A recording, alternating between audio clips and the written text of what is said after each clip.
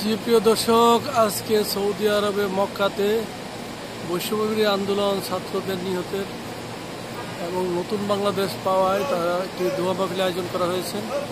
সরাসরি চলে যাচ্ছে আমরা সেই প্রোগ্রামে, আমার সঙ্গেই থাকুন।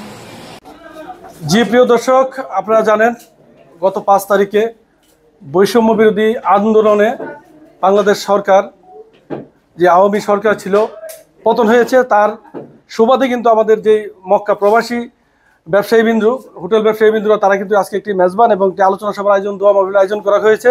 তা আমি আসলে যে মক্কা প্রবাসী ব্যবসায়ী আছে তাদের কাছে চলে যাব। আমি সাইদ ভাইয়ের কাছে প্রথমে চলে যাব, যে উদ্যোক্তা। আসলে যে বর্তমান অন্তর্বর্তীকালীন সরকার আছে, সরকারের কাছে আমাদের প্রবাসীদের পক্ষে কি চাওয়া পাওয়া আছে, আমি সাইদ ভাইয়ের কাছে জানতে চাচ্ছি তার অভিমতটা। বিসমুল্লাহির রহমানির রহিম। সর্বপ্রথম ধন্যবাদ জানাচ্ছি আরটিভিকে, তারপর ধন্যবাদ জানাচ্ছি উপস্থিত সদস্যবৃন্দ। আসসালামু আলাইকুম। বর্তমান সরকারের কাছে আমরা প্রবাসী যারা আছি, আমাদের প্রথম দাবি হচ্ছে, আমরা সবসময় এই প্রবাস জীবন করে আমরা রেমিটেন্স যোদ্ধা।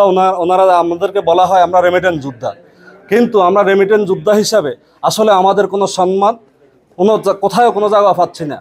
তাই এই বর্তমান সরকারের কাছে আমার আকুল আবেদন থাকবে, একজন প্রবাসী হিসাবে আমার প্রথম দাবি হচ্ছে, আপনারা প্রবাসীদেরকে অন্তত সম্মানটুকু দিন।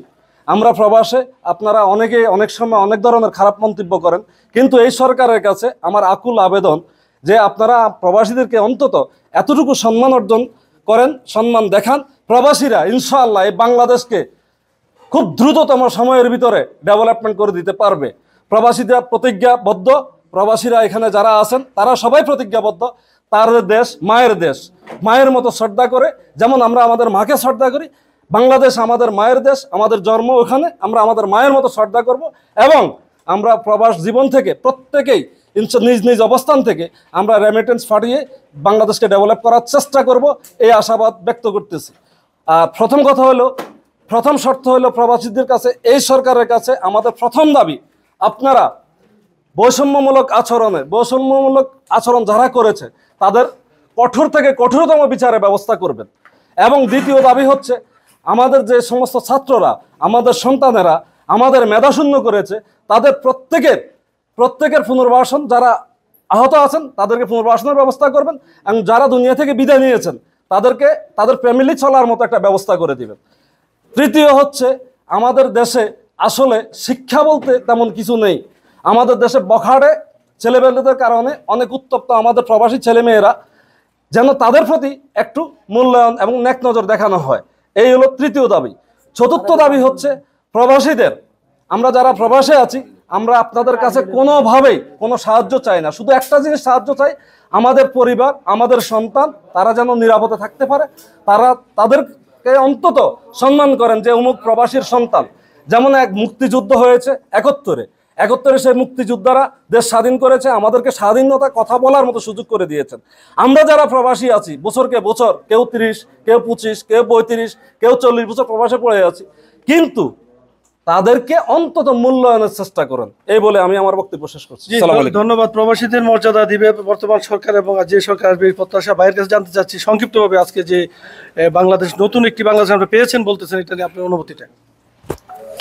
Thank you so much. আসসালামু আলাইকুম রহমতুল্লাহ। আমাদের অনুভূতি হচ্ছে, আমরা চাচ্ছি বাংলাদেশ সুন্দরভাবে চলুক। যাদের রক্তের বিনিময়ে আমরা নতুন বাংলাদেশ ফিরে পেয়েছি, নতুন যোদ্ধা বলি আমরা তাদেরকে সঠিক মূল্যায়ন করা হোক। আমাদের বাক স্বাধীনতা যেটাকে বলি আমরা, আমাদের বাক স্বাধীনতা যেন আমরা সুন্দরভাবে ফিরে পাই, সুন্দরভাবে সামাজিকভাবে আমরা যেন চলতে পারি। আর আওয়ামী লীগ স্বৈরশাসক বাংলাদেশে যে অত্যাচার এবং অন্যায় করেছে, আমরা তার সকলের বিচার দাবি করছি। ধন্যবাদ। আমি ওহিদ ভাইয়ের কাছে জানতে চাবো, আসলে বর্তমান যে সিচুয়েশন আমাদের বাংলাদেশের, আপনার কি প্রত্যাশা বর্তমান সরকারের কাছে?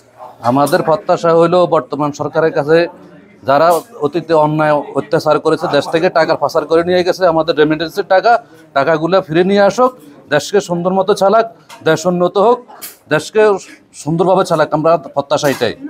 ধন্যবাদ আপনাকে। ধন্যবাদ। আসলে প্রবাসীরা কিন্তু রেমিটেন্স শাটডাউন দেওয়ার কারণে কিন্তু আরও সরকার পতনের জন্য অনেক সহজ হয়েছে। তা আমি একটু জানতে চাবো আপনার কাছে, আপনার অনুভূতি রেখে। বিসমিল্লাহির রহমানির রহিম। প্রথমে আরটিভিকে ধন্যবাদ। বাংলাদেশ জাতীয়তাবাদী দল কর্তৃক আজ মক্কা মেসফালা কর্তৃক আয়োজিত আজকের এই মত বিনিময় সভায়, তো বাংলাদেশ ছাত্র সংগঠন বাংলাদেশ জাতীয়তাবাদী দল আজ মক্কা মেসফালা কর্তৃক আয়োজিত এই মত বিনিময় সভায় আমাদেরকে দুটি কথা বলার জন্য যে সুযোগ দিয়েছে তার জন্য আমি বড় ভাইদের প্রতি কৃতজ্ঞ। এবং কি আজকে ছাত্র আন্দোলনের মাধ্যমে আজকে বাংলাদেশ নতুন করে স্বাধীন হয়েছে।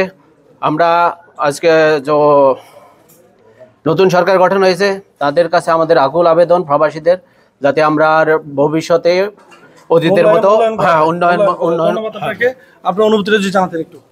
আমরা প্রবাসী এয়ারপোর্টে যাইলে অনেক সময় আমরা নির্যাতিত হই, সম্মান পাওয়া যায় না। আমরা চাই নিরাপত্তা এবং সম্মান, এতটুকু চাচ্ছি। ধন্যবাদ ভাই, আপনার কাছে জানতে চাচ্ছি আপনার প্রবাসী হিসেবে আপনার অনুভূতি। বিসমিল্লাহির রহমানির রহিম। প্রথমে ধন্যবাদ জানাই আরটিভিকে, প্রবাসীদের চাওয়া পাওয়াগুলো তুলে ধরার জন্য। নতুন বাংলাদেশের কাছে আমাদের একটি চাওয়া, শান্তিপূর্ণ উন্নয়নশীল একটি বাংলাদেশ চাই, যেখানে থাকবে না কোনো হানাহানি, মারামারি, কাটাকাটি, যেখানে থাকবে বৈষম্যবিহীন একটি বাংলাদেশ। সকল দলের কাছে, বাংলাদেশের প্রত্যেক মানুষের কাছে আমাদের এটাই প্রাপ্তি প্রবাসীদের পক্ষ থেকে। ধন্যবাদ। اللهم اكفنيهم بما شئت اللهم إني أسألك العفو والعافية وقل رب ارحمهما كما ربياني لا إله إلا أنت سبحانك إني كنت من الظالمين لا إله إلا أنت سبحانك نسألك الخير كله ونعوذ بك من شر كله بسم الله الذي لا إله غيره يا أول الأولين يا آخر الآخرين।